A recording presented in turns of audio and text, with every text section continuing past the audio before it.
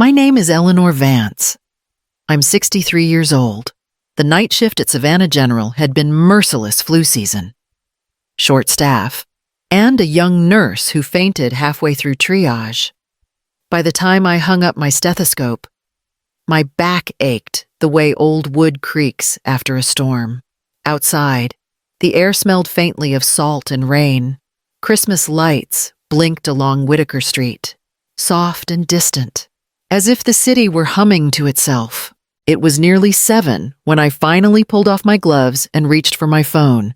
My son, Ryan, had promised to save me a seat at dinner.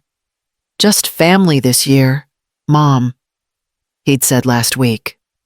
The way he always did. I believed him because believing is what mothers do. The line rang 3 times before Melissa answered. Her voice was bright. Practiced. The kind of tone people use when company's over. "Oh, Eleanor," she said. Surprised. "Ryan's carving the turkey right now. The house is packed, you wouldn't believe it." I smiled, tired but hopeful. "I'm off early. I can be there in 20 minutes. There was a pause. Then a small laugh. "Oh dear. That might be tricky. We're full tonight. Eleanor, there's no room for you at the table." For a moment, I thought I'd misheard her. "No room. You know how these things are," she went on, lowering her voice. "Too many guests. Not enough chairs. We'll see you next week." "All right." The call ended before I could reply. I stood in the quiet hallway, phone still in my hand. A janitor pushed his cart past me, humming a carol under his breath. Outside, the city glowed warm and golden through hospital glass, and for a second, I felt completely invisible. By the time I reached the parking lot, the rain had started again, thin, polite drops tapping against my windshield. I sat for a long moment before turning the key, the pie I'd baked for Ryan still wrapped on the passenger seat beside me. Then I started the car and drove toward Pooler. Headlights cutting through the wet dark. The drive from Savannah to Pooler took less than half an hour, but it felt longer. The windshield wipers beat a steady rhythm against the drizzle. And the pie on the passenger seat sent up a faint smell of cinnamon and nutmeg. I'd made it the night before. The same recipe Ryan used to call his favorite when he was 12. The neighborhood glowed with Christmas lights, plastic reindeer, blue icicle strands, the whole southern suburb spectacle.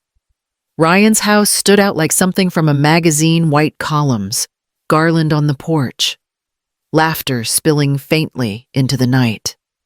Through the wide front window, I saw a table crowded with people I didn't recognize. Silverware clinked, glasses lifted, someone toasted loudly. For a moment, I thought he hadn't seen me yet. I straightened my coat and smoothed my hair before climbing the steps. The porch smelled of rosemary and pine. When I knocked, the laughter inside softened, then faded. A moment later, the door opened. Ryan stood there, still in his crisp shirt, a little color in his cheeks from wine. He smiled, but it didn't reach his eyes. "Mom," he said, like a surprise he hadn't prepared for. "I called earlier," I reminded him, keeping my voice steady. "I thought maybe I'd drop this off." I held up the pie between us. He glanced over his shoulder. Behind him, Melissa's cousins were helping themselves to another bottle of champagne. A neighbor I'd never met sat in my old seat, the one by the window where I used to cut Ryan's turkey for him when he was small. "It's just too crowded this year," he said quietly. "We didn't plan for extra chairs." I looked past him one last time. The house was full of strangers, of warmth that didn't include me. "I understand," I said. Ryan nodded. Relieved. I set the pie down gently on the porch table beside the wreath, wiped a raindrop from its foil, and stepped back into the cold. The night air cut through my coat as I walked to the car. Behind me, the door closed, sealing in the laughter. By the time I reached the street, the only sound left was the hum of my engine and the soft crackle of the pie, cooling in the rain. By the time I reached home, the rain had stopped, leaving the streets slick and gleaming under the porch lights. The neighborhood was quiet, most houses still alive with music and laughter, but mine sat still, windows dark except for the faint glow from the kitchen. I hung my coat by the door and stood for a moment, listening to the hum of the refrigerator. The pie dish I'd planned to bring sat cooling on the counter, untouched. I set down my purse, then lit the single white candle I always kept for holidays. Its flame flickered weakly, catching on the framed photos along the wall. Ryan at his high school graduation, Ryan holding his first toolbox, Ryan and Melissa cutting their wedding cake. I pulled out a chair and sat at the kitchen table. The wood creaked softly beneath me. I poured a cup of tea, though it had long since gone lukewarm. Outside, wind brushed against the window pane like someone testing to see if I was still home. Christmas used to sound different here. When Ryan was little, he'd wake me before dawn, tugging at my robe, shouting about Santa. I'd work the night shift, come home exhausted, but still wrap the last gifts before he opened his eyes. There was always noise, paper tearing, music, laughter bouncing off the walls. Now the only sound was the ticking clock and the soft hiss of the candle burning down. I stared at its small, trembling light and thought about how quickly warmth can disappear, how one sentence can drain it from a room forever. I left the tea half finished and walked to the window. Across the street, a family gathered around their tree, faces glowing gold in the light. I watched for a long time, until my reflection in the glass blurred with theirs, and the house behind me felt too big for just one person. The next morning, sunlight crept through the blinds, pale and uncertain. The house smelled faintly of wax and cold tea. I hadn't slept much. The hours had blurred together, half dream, half memory. When I reached for my mug, my wedding band caught the light. I still wore it out of habit, though my husband, Frank, had been gone for more than 20 years. The accident on the river had taken him fast, one missed step on a slick deck. One call from the police at dawn. Back then, Ryan was 15 and angry at everything. He slammed doors, skipped school, refused to talk to anyone but me. I didn't have the luxury of falling apart. Someone had to pay the bills.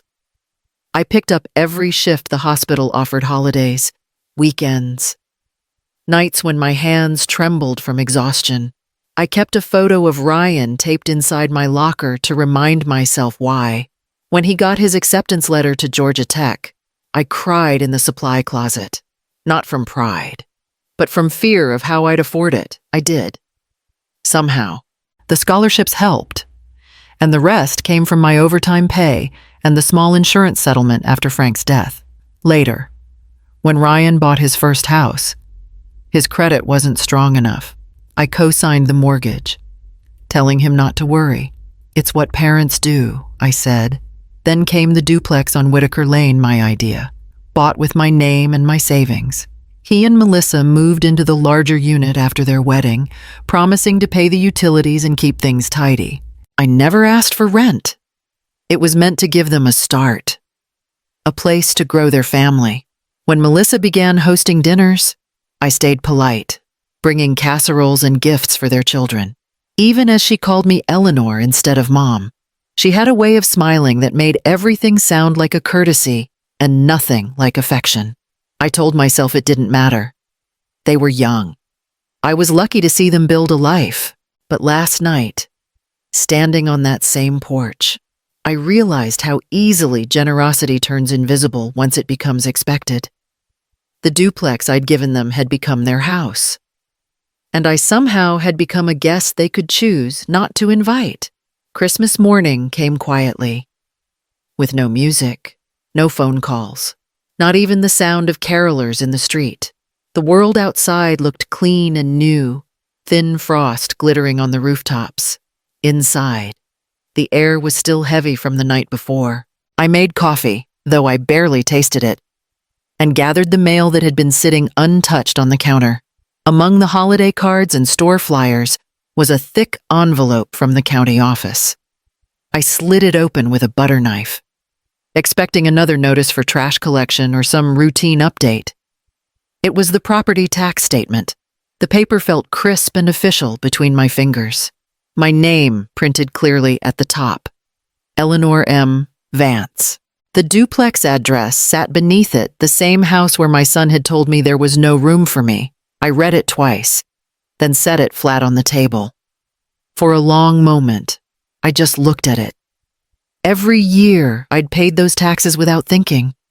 I'd covered their electricity when they were behind, their water bill when Melissa forgot to send it in. I'd told myself it was kindness, that family helps family. But the truth pressed harder than the numbers on the page. I'd been funding the life that had shut me out. The kettle hissed softly on the stove, and somewhere outside, a church bell rang. I folded the statement and placed it back in the envelope. My hands didn't shake. Maybe it's time I stop paying for space I'm not allowed to enter, I said aloud, the words startling me with how right they sounded. For the first time in years, the silence in my kitchen didn't feel empty. It felt like permission. I woke before dawn, the kind of hour when even the city feels half asleep. A thin fog pressed against the windows, and the air inside the house carried the faint scent of cold coffee and candle wax.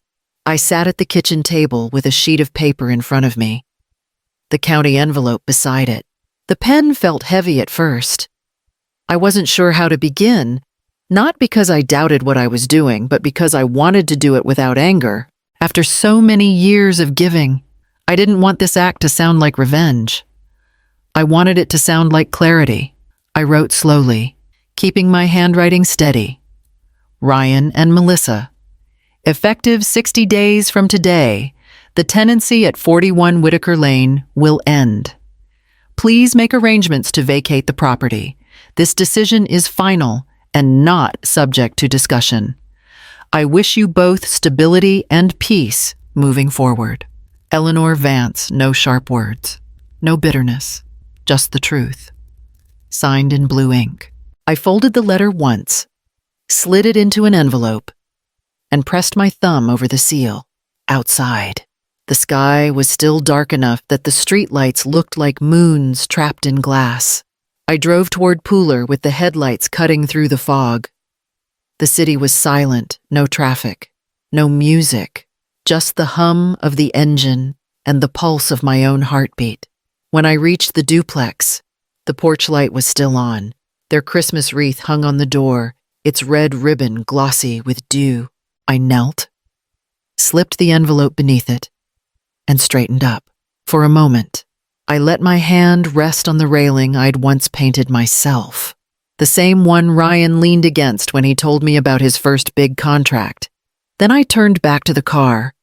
The air smelled of pine and damp soil, and somewhere a bird began to stir in the dark. Driving home through the mist, I felt something I hadn't in years, not relief exactly, but peace, a quiet kind of power, the kind that doesn't need to be seen to be real. The knock came just after sunrise, hard, fast, the kind that makes the walls tremble. I'd just poured my first cup of coffee when it started again, louder this time, through the glass. I saw Ryan's truck parked crooked across my driveway, its headlights still on. I opened the door before the next round of pounding. Ryan stood there, red-faced, his hair uncombed, a jacket thrown over a t-shirt. Behind him, Melissa hugged her robe tight, eyes wide and wet. "What the hell is this?" Ryan's voice cracked with disbelief. He waved the envelope I'd left under their wreath. An eviction notice. From my own mother, I didn't flinch. "It's not your house, Ryan." "It never was." Melissa stepped forward, her voice sharp with practiced hurt. "You're ruining the family, Eleanor. Do you even hear yourself? It's Christmas week, people are talking." The neighbors saw the letter Ryan cut in, shouting over her, "After everything I've done for you." That made me laugh, softly, before I could stop it. Everything you've done, I said. Ryan, I bought that house. I paid the taxes. You've lived there 7 years without a single rent check. He hesitated, the fight slipping for just a second, then returned stronger. You're unbelievable. We were just trying to give you space. And now you're throwing us out. I held his gaze, steady and unblinking. No, I said quietly. I'm giving myself space. Melissa's mascara had started to smudge, her voice rising. You're heartless. You're jealous of your own son's success. I took a slow breath and stepped back inside, my hand resting on the edge of the door. I'm not ruining anything, I said, my voice calm, almost gentle. I'm just setting it free. The words hung in the air for a moment, too soft for their fury to match. Then I closed the door. Their voices carried through the wood, angry, scattered, breaking into fragments I no longer needed to understand. I walked back to the kitchen, picked up my coffee, and sat at the table. The cup was still warm. Outside, the shouting faded, replaced by the slow hum of morning traffic and a single bird calling from the oak in the yard. By the end of the week, the whispers had started. Savannah has a way of making news travel without anyone admitting they've said a word. The story changed shape each time it passed a new set of hands first. That I'd thrown Ryan out for no reason. Then, that I'd lost my mind after the holidays. I didn't defend myself out loud. I didn't need to. Instead, I opened the folder I'd kept tucked away in my desk drawer for years: tax receipts, mortgage statements, and every utility bill I'd quietly paid in Ryan's name. I made copies of the most recent ones and mailed them, one by one, to the relatives who had started calling me cruel behind closed doors. No explanation, no letter, just proof. 2 days later, my cousin Margaret called. She'd always been the level-headed one, soft-spoken but fair. I got your envelope, she said. You did right. Eleanor, her voice caught for a second before she added, about time someone did, after that. The phone stopped ringing quite so often. Meanwhile, word spread in other ways. A client of Ryan's, someone I used to see at church, called off a remodeling project, citing personal matters. Melissa posted photos online of smiling dinners and family gatherings, all taken weeks before Christmas. People noticed the gap between the shine and the truth. By mid-January, I heard through a neighbor that they'd been arguing loudly at night. Melissa blaming Ryan for embarrassing her. Ryan snapping that I'd poisoned everyone against them. I didn't gloat. I simply let the quiet do what the shouting never could. One morning, I walked out to the porch with my coffee. The camellias I'd planted years ago had started to bloom again, bright against the winter air. Stubborn and alive. For the first time, I realized how beautiful they looked when left untended. By February, the paperwork was finished. The duplex sold faster than I expected. Apparently, the neighborhood had become desirable again. My lawyer called to confirm the transfer, his voice brisk and professional. But when I hung up, I sat for a while in silence. 7 years of quiet resentment had ended with one signature. I didn't feel triumphant, just lighter. The check arrived 2 weeks later. I used part of it to set up a small nursing scholarship at Savannah General, in Frank's name. The rest went toward my cottage, the leaky roof, the cracked porch steps, the stubborn front door that had stuck every summer since the storm of '09. The repairs brought new faces to my doorstep. One of the contractors, a kind man named Joseph, always stopped to chat about the weather or the azaleas out front. When the work was done, he left a single potted camellia by the gate. They bloom when they're ready, he said. I planted it beside the porch, near the ones I'd saved from Frank's garden years ago. The following week, buds opened in quiet bursts of pink and white. I started inviting the neighbors for tea on Sundays, just a few at a time. We sat on the porch with mismatched cups, trading stories about the city's endless humidity and the best bakeries in town. No pretense, no raised voices, just laughter that felt easy, The house no longer echoed the way it used to. It hummed softly, the sound of a space finally filled by the right kind of company. Every evening, I turned on the porch light out of habit. It glowed over the camellias, steady and warm. For once, it wasn't a beacon for anyone else, it was simply home. Spring arrived slowly that year, soft as a secret. The air in Savannah turned warm again, carrying the scent of gardenias and salt from the river. I'd started leaving the windows open in the afternoons, letting the sound of birds drift through the house while I read by the kitchen window. One morning, the mail slipped through the slot with a faint thud. Bills, a seed catalog, and one small envelope written in careful, rounded letters. The return address made my breath catch Lily Vance. I opened it gently, the paper faintly smudged with crayon. Inside was a folded sheet, a child's drawing of a long table covered with plates and flowers. Around it sat stick figures labeled Mom, Dad, Uncle Jack, Aunt Melissa. At the end of the table, one empty chair stood waiting. Above it, in bright purple letters, was written Grandma's seat. My throat tightened as I traced the tiny lines of the drawing. A small heart had been drawn in the corner, next to the words, I saved you a place. I set the paper beside the candle on my table, the same candle I'd lit that first night I came home alone. The flame caught the edge of the page, glowing through the thin paper, warm and gold. Thank you, sweetheart, I whispered. There's always room at my table. Outside, the camellias swayed in the breeze, scattering pale petals across the porch. I watched them fall and settle against the steps, their quiet descent soft and sure. For a long time, I sat there with Lily's letter in my hands, sunlight spilling across the wood, thinking of how love, once refused a seat, had found its way home again, entirely on its own.